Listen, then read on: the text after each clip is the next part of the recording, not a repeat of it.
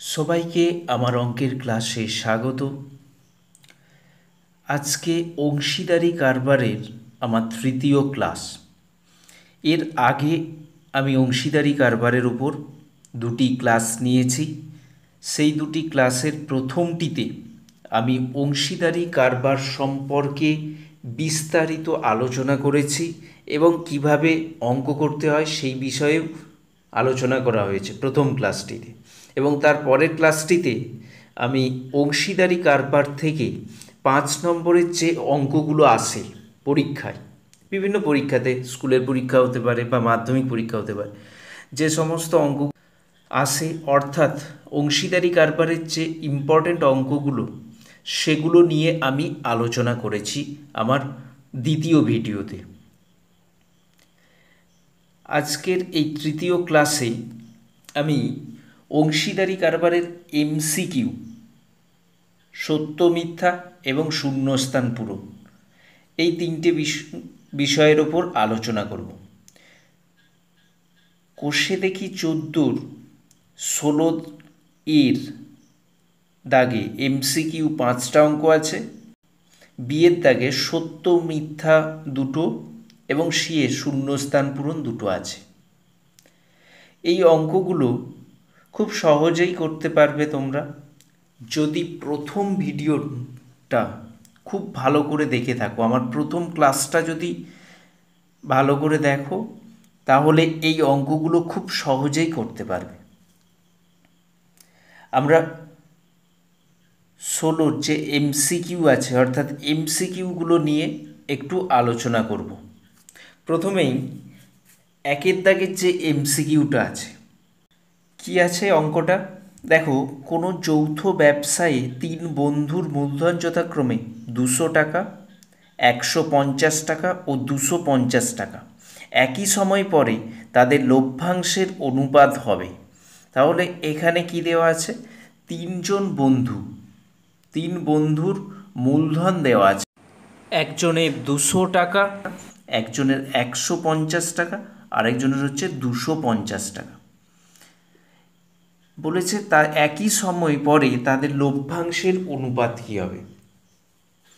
এখানে লভ্যাংশটা কি অনুপাতে বণ্টিত হবে?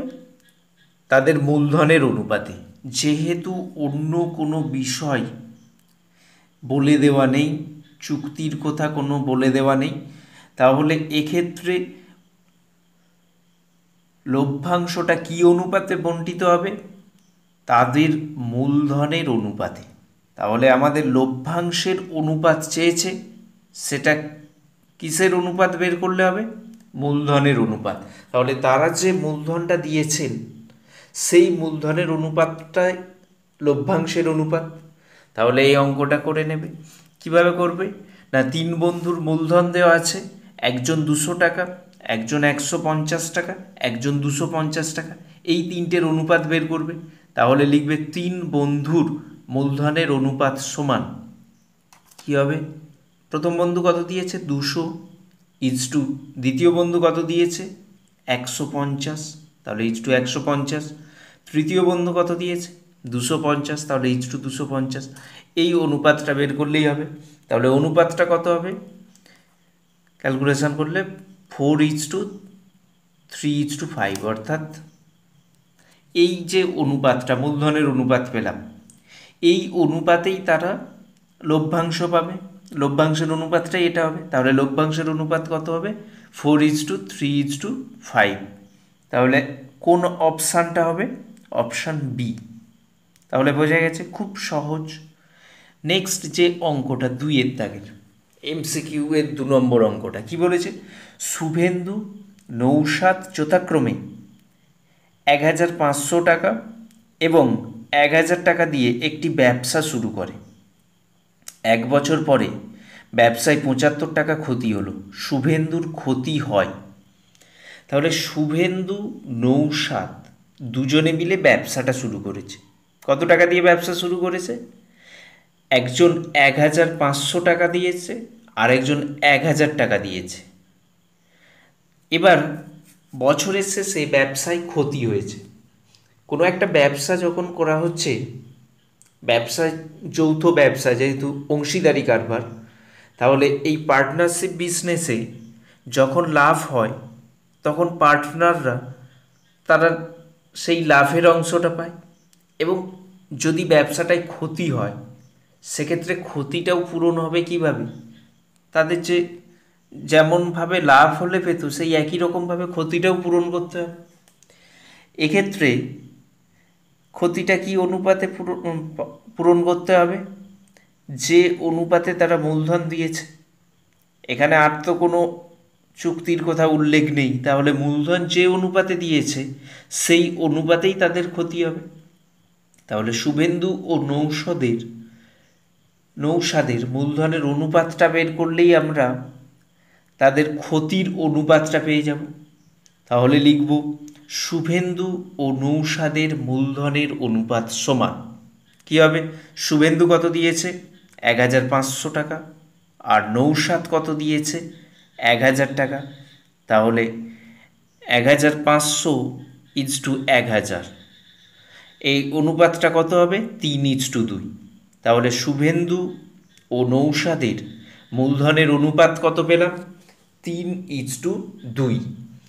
এইবার আমরা আনুপাতিক সমষ্টিটা বের করে নেব। তাহলে 3:2 এর আনুপাতিক সমষ্টি কত হবে? 3 + 2 = 5। এইবার কত টাকা ক্ষতি হয়েছে? 75 টাকা। এই 75 টাকা ক্ষতিটা কোন অনুপাতে তাদের হবে? 3:2 অনুপাতে। তাহলে এই 75 টাকাকে 3:2 অনুপাতে দুজনের ক্ষতি হবে। আমাদের চেয়েছে কি? শুভেন্দুর কত টাকা ক্ষতি হয়েছে। তাহলে শুভেন্দুর ক্ষতিটা বের করব। লিখব শুভেন্দুর ক্ষতি হয় সমান, কত টাকা ক্ষতি হয়েছে? 75, তাকে গুণ করতে হবে। 75 গুণিত কী অনুপাতে? 3:2। শুভেন্দুর অনুপাতে পদটা কত? 3, আর আনুপাতিক সমষ্টি 5, তাহলে 3-এর 5 দিয়ে গুণ হবে। 75 × 3-এর 5 টাকা। এটা ক্যালকুলেশন করলে কত আসবে? 45 টাকা। তাহলে শুভেন্দুর কত ক্ষতি হবে? 45 টাকা। কোন অপশান? Option A. তাহলে বোঝা গেছে অঙ্কটা। নেক্সট 3-এর অঙ্কটা দেখো। ফতিমা, শ্রেয়া এবং স্মিতা তিনজনে মোট 6000 টাকা দিয়ে একটি ব্যবসা শুরু করেন। 1 বছর পরে ফতিমা, শ্রেয়া এবং স্মিতা যথাক্রমে লভ্যাংশের 50 টাকা, 100 টাকা এবং 150 টাকা পায়। স্মিতা ওই ব্যবসায় নিয়োজিত করে, এবার 4টে অপশান দেওয়া আছে, স্মিতা কত টাকা নিয়োজিত করে। তাহলে এখানে মোট কত টাকা তিনজনে ব্যবসায় নিয়োজিত করেছিল, মানে মোট কত টাকা সেই পরিমাণটা দেওয়া আছে। কে কত টাকা দিয়ে ব্যবসা শুরু করেছিল সেটা দেওয়া নেই। এই যে তিনজন, ফতিমা, শ্রেয়া এবং স্মিতা, এরা তিনজনে মোট কত টাকা দিয়ে ব্যবসাটা শুরু করেছিল সেই টাকার পরিমাণটা দেওয়া আছে। প্রত্যেকে আলাদা আলাদাভাবে কত টাকা দিয়েছিল সেটা দেওয়া নেই। এবং ব্যবসায় যে লাভ হয়েছে, কে কত টাকা লাভ পেয়েছে, লভ্যাংশটা পেয়েছে কত টাকা, সেগুলো দেওয়া আছে, লভ্যাংশের পরিমাণগুলো দেওয়া আছে। তাহলে এক্ষেত্রে ব্যবসায় লভ্যাংশটা কী অনুপাতে বণ্টিত হয়েছে? মূলধনের অনুপাতে। এক্ষেত্রে এখানে তো কোনো চুক্তির উল্লেখ করা নেই, তাহলে লভ্যাংশটা কোন অনুপাতে বণ্টিত হয়েছে? এই তিনজনের মূলধনের অনুপাতে বণ্টিত হয়েছে। তাহলে এই লভ্যাংশের অনুপাত আর তাদের দেওয়া মূলধনের অনুপাত কি? সমান। তাহলে ফতিমা, শ্রেয়া এবং স্মিতার যে লভ্যাংশ পেয়েছে, লভ্যাংশের টাকাগুলো দেওয়া আছে, 50 টাকা, 100 টাকা, 150 টাকা, এইগুলোর অনুপাত বের করলে আমরা ওই তিনজনের মূলধনের অনুপাতটা পেয়ে যাব। তাহলে লিখব ফতিমা, শ্রেয়া এবং স্মিতার লভ্যাংশের অনুপাত সমান, লভ্যাংশের অনুপাত কী হবে? 50:100:150, কারণ 50 টাকা ফতিমা পেয়েছে লভ্যাংশ, শ্রেয়া পেয়েছে 100 টাকা এবং স্মিতা পেয়েছে 150 টাকা। তাহলে তাদের লভ্যাংশের অনুপাতটা বের করে নিচ্ছি, কত হবে? 1:2:3। তাহলে ফতিমা, শ্রেয়া এবং স্মিতার লভ্যাংশের অনুপাত কত পেলাম? 1:2:3। এবার আনুপাতিক সমষ্টিটা বের করে নাও। আনুপাতিক সমষ্টি কত হবে? এই অনুপাতের পদগুলোর যোগ। তাহলে 1 + 2 + 3 সমান 6। তাহলে আনুপাতিক সমষ্টি সমান কত হলো? 6। এবার এখানে দেখো লভ্যাংশের অনুপাতটাই কি হবে? মূলধনের অনুপাত, কারণ এখানে কোনো চুক্তির উল্লেখ করা নেই। তাহলে মূলধনের অনুপাতেই লভ্যাংশটা বণ্টিত হয়েছে। তাহলে আমরা যে লভ্যাংশের অনুপাতটা পেয়েছি সেটাই কী হবে? মূলধনের অনুপাত। তাহলে এই মূলধনের অনুপাত কোনটা? এইটাই, এই লভ্যাংশের যে অনুপাত 1:2:3। তাহলে এখানে লভ্যাংশের অনুপাত সমান মূলধনের অনুপাত সমান 1:2:3। তাহলে স্মিতা এই ব্যবসায় কত টাকা নিয়োজিত করেছে সেটা আমাদের জানতে চেয়েছে। এখানে তিনজনে মিলে, কজন? ফতিমা, শ্রেয়া এবং স্মিতা, এই তিনজনে মিলে মোট কত টাকা দিয়েছে? 6,000 টাকা। এটা হচ্ছে মোট তিনজনে মিলে যে টাকাটা দিয়েছে। সেই টাকাটা তারা কি অনুপাতে দিয়েছে? মানে তাদের মূলধনের অনুপাত কত? 1:2:3। এই অনুপাতে 6,000 টাকা হয়েছে মোট। তাহলে স্মিতা ওই ব্যবসায় নিয়োজিত করেছে কত? এই 6,000কে গুণ করতে হবে স্মিতার আনুপাতিক ভাগার্থী। তাহলে স্মিতা ওই ব্যবসায় নিয়োজিত করে সমান 6,000 গুণিত অনুপাতে স্মিতার কত আছে? 3। আর আনুপাতিক সমষ্টি কত? 6। তাহলে 3-এর 6 দিয়ে গুণ হবে। তাহলে 6,000 গুণিত 3-এর 6 টাকা সমান 3,000 টাকা। তাহলে স্মিতা ওই ব্যবসায় কত টাকা নিয়োজিত করেছে? 3,000 টাকা। কোন অপশানটা হবে? Option C. তাহলে 3 নম্বর অঙ্কটা হয়ে গেল, MCQ 3। এবার MCQ 4-এর অঙ্কটা কি বলেছে? অমল এবং বিমল একটি ব্যবসা শুরু করলো। অমল 500 টাকা 9 মাসের জন্য এবং বিমল কিছু টাকা 6 মাসের জন্য ব্যবসায় নিয়োজিত করে। ব্যবসায় মোট লাভ হয় 69 টাকা এবং বিমল লাভের 46 টাকা পায়। ব্যবসায় বিমলের মূলধন কত? এবার 4টে অপশান দেওয়া আছে, 1,500 টাকা, 3,000 টাকা, 4,500 টাকা এবং 6,000 টাকা। এখানে দুজন কে? অমল আর বিমল, এই দুজনে মিলে ব্যবসা শুরু করেছে। অমল হচ্ছে 500 টাকা দিয়েছে কত দিনের জন্য? 9 মাসের জন্য। আর বিমল কিছু টাকা দিয়েছে। কত টাকা দিয়েছে সেটা বলা নেই, কিছু টাকা দিয়েছে ক মাসের জন্য? 6 মাসের জন্য। এবার ব্যবসায় যে মোট লাভ হয়েছে সেটা হচ্ছে 69 টাকা। তার মধ্যে থেকে বিমল কত পেয়েছে? 69 টাকার মধ্যে বিমল কত পেয়েছে? 46 টাকা। তাহলে ব্যবসায় যে লাভ হলো, বিমল তার লভ্যাংশ হিসাবে কত পেল? 46 টাকা। আমাদের জানতে চেয়েছে যে বিমল ওই ব্যবসায় কত টাকা মূলধন হিসাবে নিয়োজিত করেছিল। আমাদের বিমলের মূলধনটা নির্ণয় করতে হবে। প্রথমে ধরে নিচ্ছি যে ধরি বিমলের মূলধন X টাকা। তাহলে লিখব ধরি ব্যবসায় বিমলের মূলধন সমান X টাকা। তার মানে ব্যবসায় বিমল কত টাকা নিয়োগ করেছিল? X টাকা। এবার কি করব? অমল এবং বিমলের মূলধনের অনুপাতটা বের করে নেব। তাহলে লিখব অমল ও বিমলের মূলধনের অনুপাত সমান, অমলের 500 টাকা কত মাসের জন্য ব্যবসায় নিয়োজিত ছিল? 9 মাসের জন্য।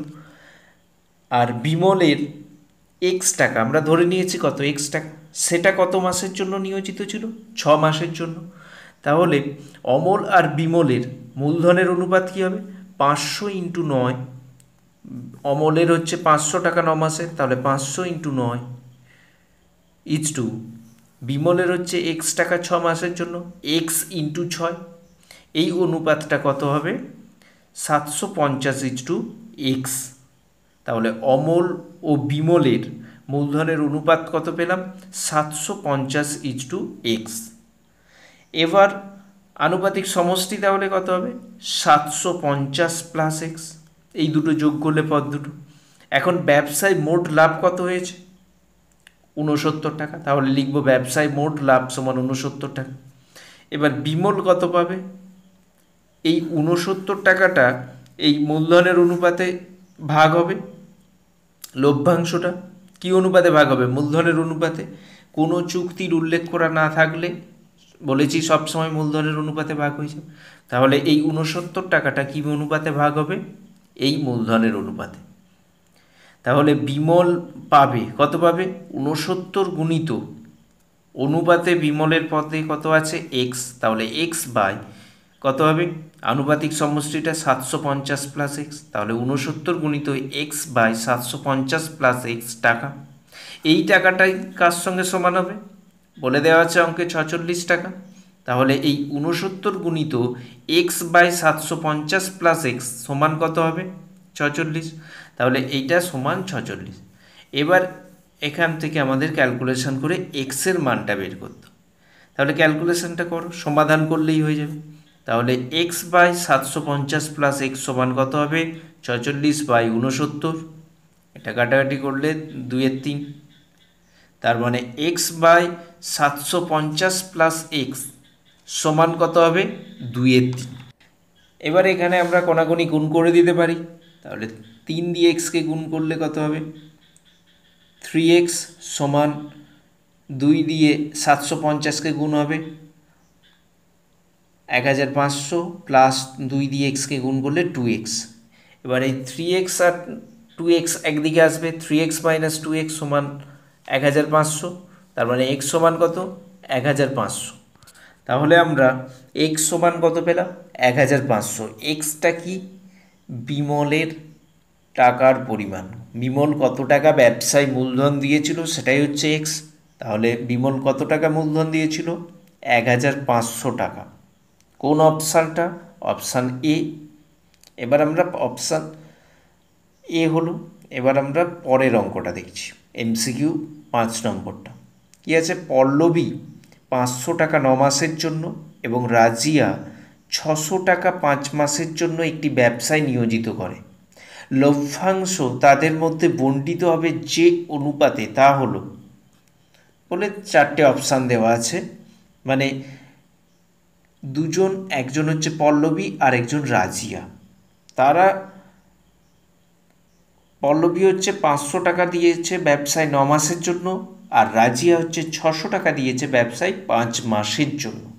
তাহলে এই ব্যবসায় যে লাভ হবে, লভ্যাংশ বণ্টিত হবে, সেটা কোন অনুপাতে সেটা জানতে চেয়েছে।